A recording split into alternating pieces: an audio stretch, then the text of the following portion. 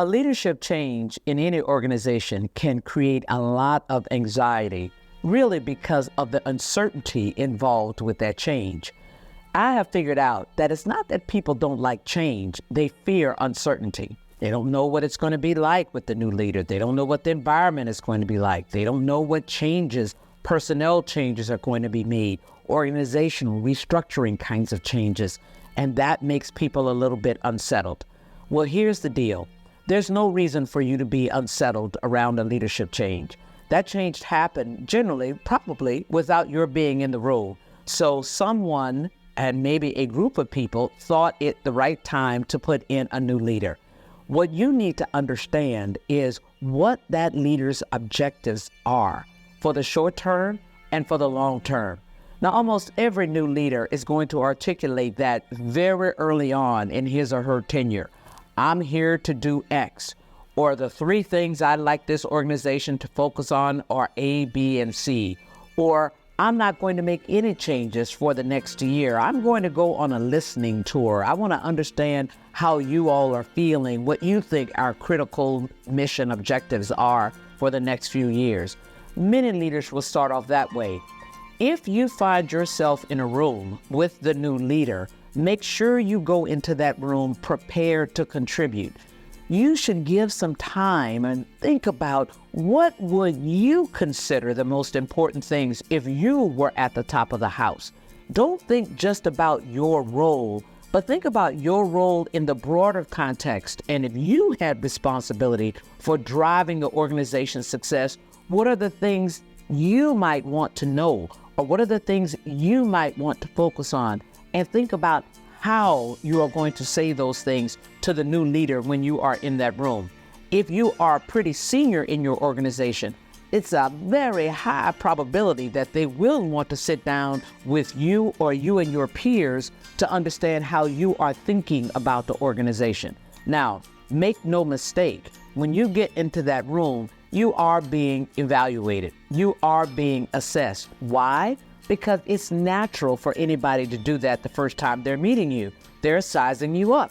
Who are you? What do you do in the organization? How good are you? Are you really articulate with respect to putting forth your ideas or making suggestions? Are you self-aware? How do you comport yourself with other people in the room? How are you comporting yourself if it's just a one-on-one? Are you looking at that person in the eye? Are you being reflective? Are you cutting them off, or are you listening? All of those things are being observed when you are in the room with the new leader, whether you are with a group or whether you are on a one-on-one with that person. So that person really wants to understand who you are. But make no mistake, every new leader is trying to figure out who is on my team. So you want to make sure that whether you're in a group or whether you're in a one-on-one, that you are communicating with your body language and with your words, I'm on your team. Now, you may decide 3 months from now, 6 months from now, you don't want to be on that person's team. But for now, you want to make sure that they realize you are ready to play ball. You are ready to come right in and take the hill, however they define that hill. And you also want to listen very carefully, because you want to be able to have a follow-up conversation with that person where you can communicate what you heard them say. That will then communicate to them, wow, they were listening. Wow, they were paying attention.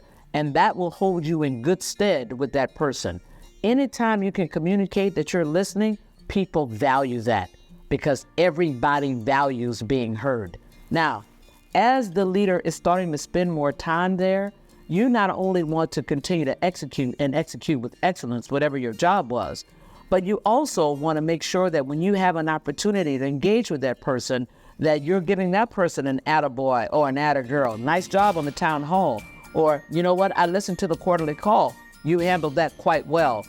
Again, that holds you in good stead with respect to that person's perspective about who you are, because it's not just about your job.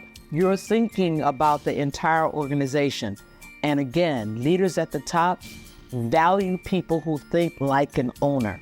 This is all mine. It's not just my job, but I am thinking like an owner. They'll start to see you differently as somebody who may not be a leader yet, but somebody who could be a leader. And then the last thing that I'm going to tell you about new leadership, of course, they'd like to know where the problems are, but don't take a new leader a problem without a potential solution. You want to make sure that even though you may not be able to solve the problem, you have a perspective on what might be done, and you are presenting yourself as somebody who's ready to jump in the mix and help to resolve whatever the problem might be. A new leadership change does not need to leave you in an uncertain, unstable position. Look at it as a new opportunity for you to contribute in a different way, or to leverage skills that you might not have contributed to the organization up until this point. A new leader is looking for great talent. Show yourself as that talent. Go get them.